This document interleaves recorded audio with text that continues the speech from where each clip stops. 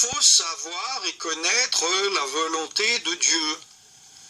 Personnellement, je crois qu'il faut rechercher d'abord la pensée de Dieu et la volonté de Dieu avant de commencer à faire des choses, à prier ou à commencer à accomplir des projets.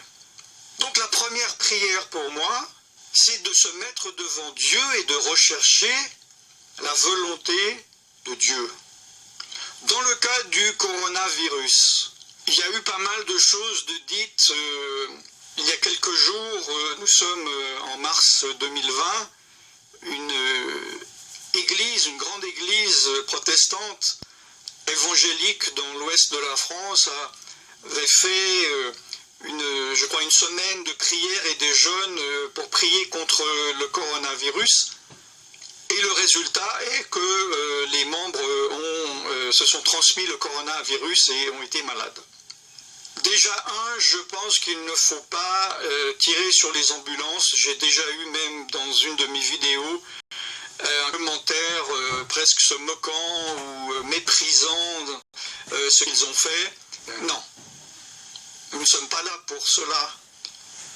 Mais ceci est un bon exemple pour apprendre, pour ne pas faire la même erreur.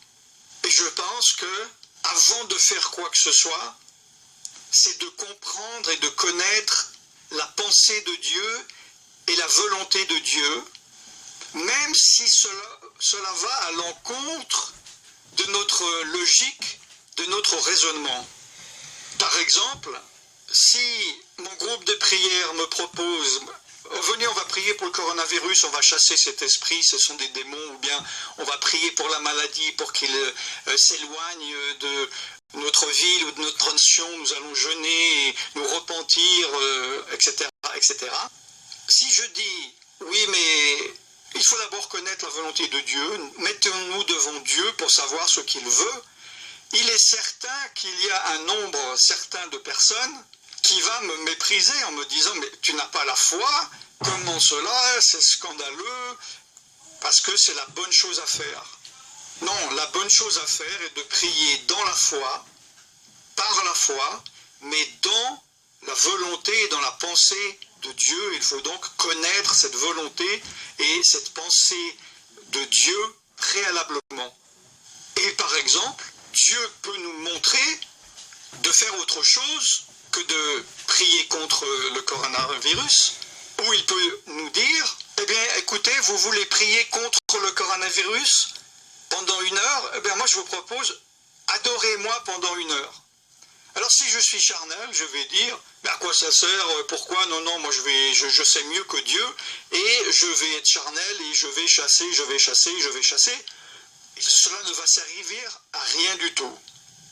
Beaucoup de chrétiens, peut-être c'est votre cas, vous avez perdu la foi, vous avez été déçus parce qu'on vous a fait croire que dans les circonstances que vous avez vécues dans votre vie, oui, priez, vous verrez que d'ici la semaine prochaine, que d'ici 2 ans, continuez, ça va arriver, et ce que vous avez prié n'est pas arrivé. Et vous finissez peut-être par le reprocher au principe de la foi, ou à la Bible, ou à Dieu. Non. Vous avez été conseillé par quelqu'un de charnel, qui n'est pas spirituel, et qui vous a donné un mauvais conseil. Ne jugez donc pas hâtivement les choses non plus. Combien de personnes, je vois, se sont précipités pour dire le coronavirus, ça vient de Dieu, c'est Dieu qui l'a envoyé, d'autres, non, ce n'est pas Dieu qui l'a envoyé, d'autres, c'est le jugement de Dieu, d'autres, le coronavirus est bon, il va porter des bons fruits dans le monde, d'autres, non, parce que c'est la fin du monde, etc., etc. Vous êtes-vous mis devant Dieu en lui demandant quelle est sa pensée et quelle est sa volonté?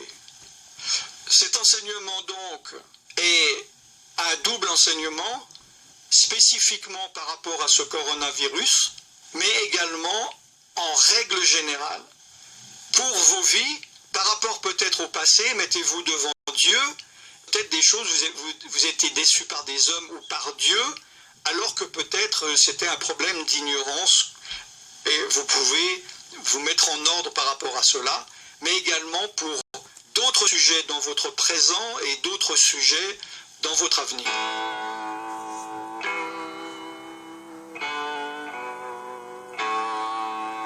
Voilà donc la fin de cette première partie que j'ai fait hier, 15 mars 2020. Nous sommes aujourd'hui le 16 mars 2020. Si tout va bien, je vais mettre cet enseignement en ligne ce soir pour vous rappeler. Le président Macron va parler ce soir de nouveau à 20h pour la deuxième fois concernant le coronavirus. Donc il n'a pas encore fait d'annonce, je ne sais pas ce qu'il va dire.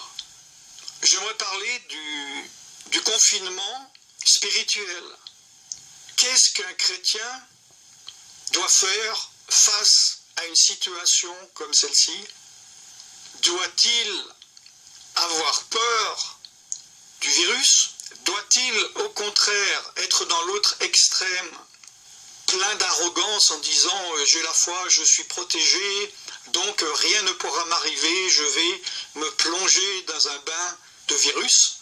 Je pense que ce que Dieu nous demande d'avoir en toute chose, et donc dans cette situation particulière, c'est d'avoir de la sagesse.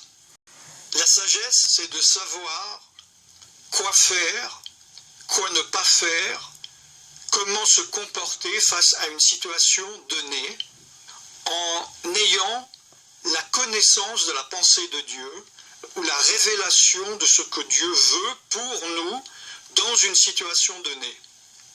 Ce qui est vrai pour moi ne l'est peut-être pas pour vous. Et je ne suis pas du tout un donneur de leçons, et ce n'est pas à moi à vous dire ce que vous devez faire. Si vous devez rester chez vous enfermé, si vous devez sortir et braver les interdictions légales de votre pays, mais je suis là pour vous donner des informations à un niveau spirituel. La première chose, c'est que la panique ou la peur ne vient pas de Dieu. Nous devons avoir la paix. Ce qui ne veut pas dire être irréaliste, ne pas voir la réalité en face. Nous pouvons accepter le danger, mais sans être dans la peur. Nous devons être dans la prudence spirituelle. Et nous le pouvons parce que nous savons que Yeshua, Jésus, a dit qu'il nous laisse cette paix. Il a dit « Personne ne vous ravira de ma main ». Ce qui ne veut pas dire qu'un chrétien ne peut pas mourir d'un accident, ne peut pas mourir du coronavirus ou d'un autre virus ou d'une bactérie ou d'une maladie. Ça arrive tous les jours depuis 2000 ans. Mais cela veut dire que nous devons rester dans la paix. Si par exemple, dans mon cas, et pour moi, je vous explique ma pensée pour que vous puissiez comparer à la vôtre. Si Dieu a décidé que pour moi c'est le moment de mourir, je suis dans la paix. Si Dieu a décidé que je ne vais pas mourir maintenant par le coronavirus, je suis dans la paix. Comme Paul a dit, je reste, c'est bien, je suis utile, je peux travailler pour Dieu, je peux étendre le royaume de Dieu, et je meurs, je suis auprès du Seigneur. C'est du gagnant-gagnant. Ce qui ne veut pas dire que je dois agir d'une manière stupide. Je dois agir avec sagesse. Je ne vais pas parler, comme je l'expliquais dans la première partie, des chrétiens qui ont eu, entre guillemets, la foi et qui ont payé le prix. N'oublions pas qu'en Corée, le cluster a commencé par une réunion d'une église, et en France également, dans l'Est, je crois que j'ai dit hier l'Ouest de la France, il y a eu une contamination de cette région aussi par ces réunions où ils priaient, entre autres, pour se protéger de cela. Personnellement, Dieu m'a mis dans le confinement. Nous sommes le 16 mars 2020. Depuis, je crois, le 4 janvier, donc ça fait plus de 3 mois, si mes calculs sont bons, 4 mois et demi, je suis sorti 3 fois de chez moi. Avant même que, donc vous savez, avant même qu'on parle de virus, avant même qu'on parle de confinement. Et j'ai dû sortir 3 fois par obligation, mais si j'aurais pu, je ne serais pas sorti.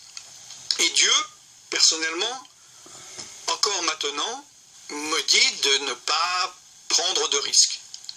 Est-ce que j'ai peur, comme je le dis? Non. Mais je dois suivre ce que l'Esprit de Dieu me dit de faire, comme je l'ai expliqué dans la première partie de la vidéo. Il faut connaître la pensée de Dieu pour vous. Vous ne devez pas céder à la panique, mais vous ne devez pas non plus être inconsidéré. Et si vous êtes là maintenant à vous dire « Oui, mais moi, qu'est-ce que je dois faire? Oh, j'aimerais bien pouvoir appeler quelqu'un, un pasteur, un serviteur de Dieu. Allô, dites-moi, bonjour, vous ne me connaissez pas, mais dites-moi oui ou non, je dois sortir de chez moi, est-ce que je dois y travailler? Et je ferai. » Non, ne demandez pas un conseil à un homme. Vous allez recevoir un conseil d'homme. Demandez à Dieu.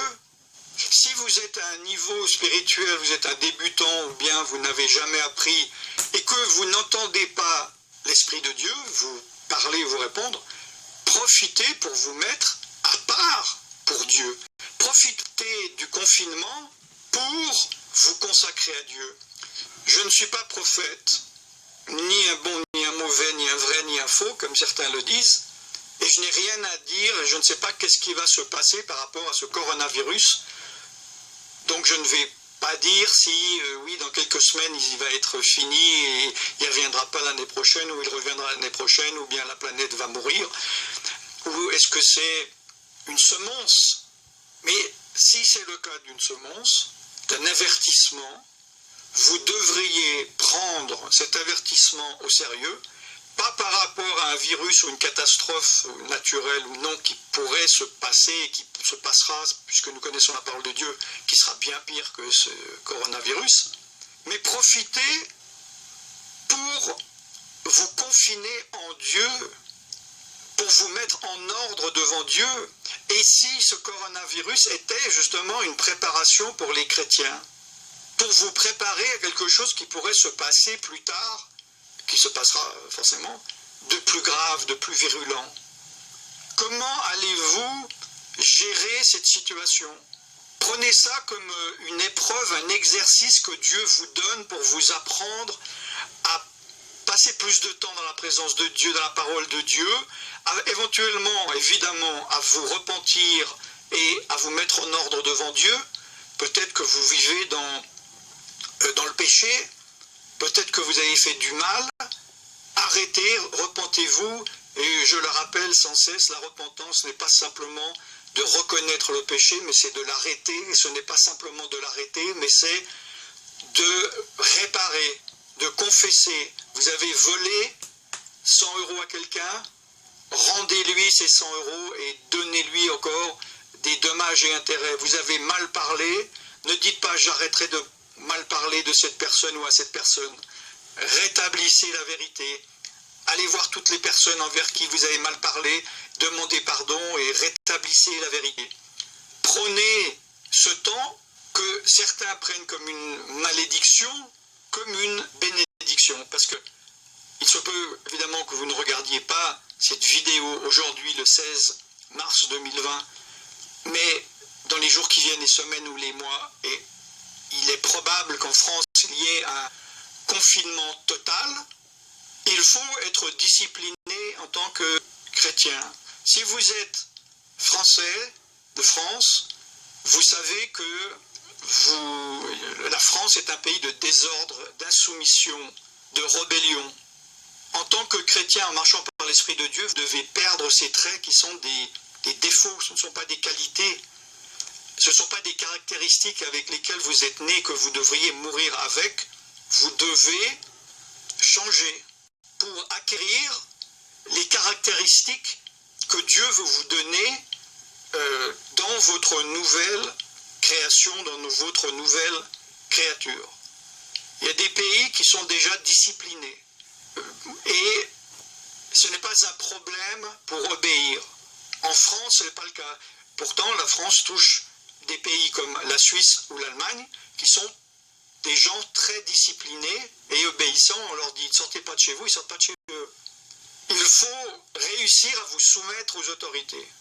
Moi, j'étais dans des situations, je ne veux pas rentrer dans les détails, mais j'étais dans un pays, il y a un couvre-feu à 19h, vous ne sortez pas après 19h.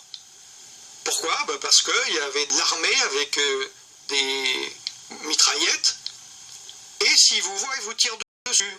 J'étais à un coup d'État il y a quelques années où il était interdit de se voir à plus de 2 personnes dans la rue. Et il y a des tanks, il y a des voitures de l'armée qui passaient et qui vous arrêtaient si vous désobéissiez. Vous vous pliez à la loi ou vous subissez les conséquences de la loi. Je ne veux pas abuser et être trop long, quoique je sais que la grande majorité ont regardé 5 minutes de cette vidéo et n'ont pas profité de cet enseignement. Et je vous félicite parce que je sais que le Saint-Esprit a répondu à certaines questions que vous aviez et vous a donné des directives pour d'autres. Je ne sais pas